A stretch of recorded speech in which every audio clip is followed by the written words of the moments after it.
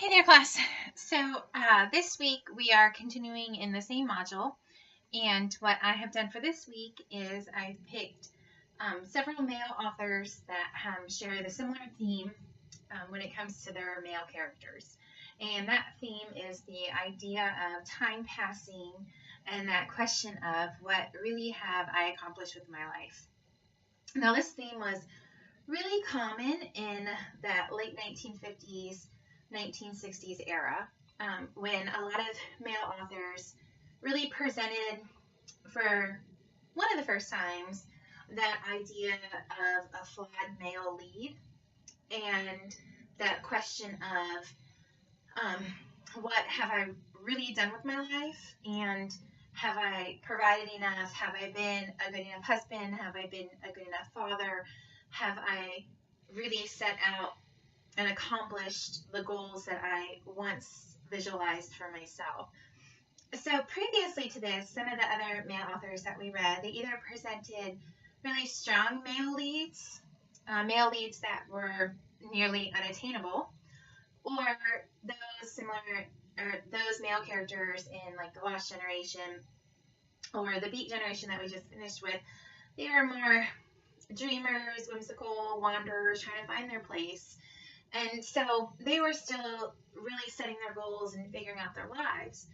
But the men in the 1960s, they were already fathers, husbands, and providers. So they were dealing with entering this new stage of their life of my children are grown up, I'm nearing the end of my career, I'm aging, and I'm not really sure if I'm happy with the direction that my life ended up. One of the first times that we really saw this in literature was actually in the late 1940s in Arthur Miller's play Death of a Salesman. I really debated about putting this on the schedule, but I worried that we just wouldn't really have enough time to do it justice in a class where there was so much other reading overlapping with it at the same time. But you might have read Death of a Salesman before or come across Death of a Salesman before.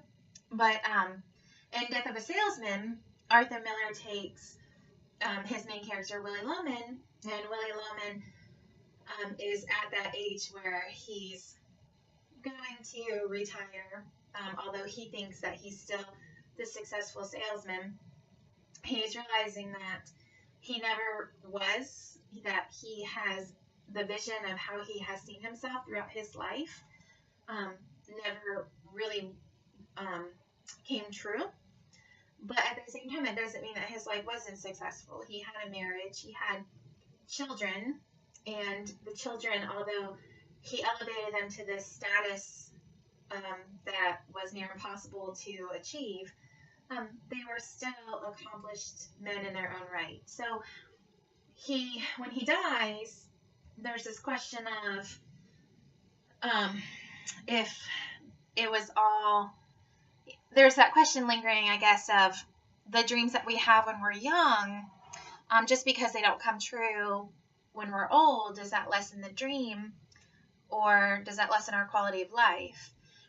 And of course it doesn't, but it's a question that we ask ourselves, I think, as we continually age. And I know that all of us right now are probably at different paths in our life, and many of you are probably right now just starting that path, and some of you might be further along and asking yourself some of these very questions that oftentimes the dreams that we set out on are not necessarily the dreams that we finish up. So in the 1960s, a lot of male authors, for the first time, took male characters and not just made them into the main focus of their stories, but they made them very flawed individuals. And that was something that we previously had not seen in this extent. And they put them in suburban life, and they presented suburban life as a flawed environment. And they presented it that we live our life every day, and every day time is passing by, and before we know it, we are at the end of our life, and we're questioning exactly where all this time has gone. And I know it sounds very depressing when I'm putting it out there like this, but it's not, because it leaves us wondering when we finish reading, I think that we do identify with the characters. But a lot of times, and I'm not going to force my opinion on you, but I think a lot of times, at least when I read them, I get a little bit irritated with the characters because there's a lot of selfishness to them, and there's a lot of rewriting history that they don't need to be rewriting. And they're missing the good that's directly in front of them because they're so busy rewriting the past. So this week, the theme that we are looking at is that idea of time passing and the idea of emptiness in our life, and the question of the goals that we have set as our youth, if it's fair for us to continue to put those goals on us as adults. And then just the question of, as time passes and as we change, does our definition of time change? Which we see this in Kurt Vonnegut, that his character is really living two simultaneous lives. Now, we're reading three different authors, John Cheever and Kurt Vonnegut. We're really just looking at one chapter of longer writing, so I do understand that we're not really getting the full picture of what they're like, but we're getting just a glimpse of their writing style. I will say that that glimpse will give you an idea of what that theme is like, so hopefully you should still be able to answer that in the discussion, because the discussion is asking you that question of time. And we're also looking at a poet that also focuses on that idea as well. So that's what we're working on this week. Next week, it's a short week because of our Easter break, so we're only running through Wednesday. So we're not going to have a discussion. Instead, I'm going to be posting the assignment for your final project.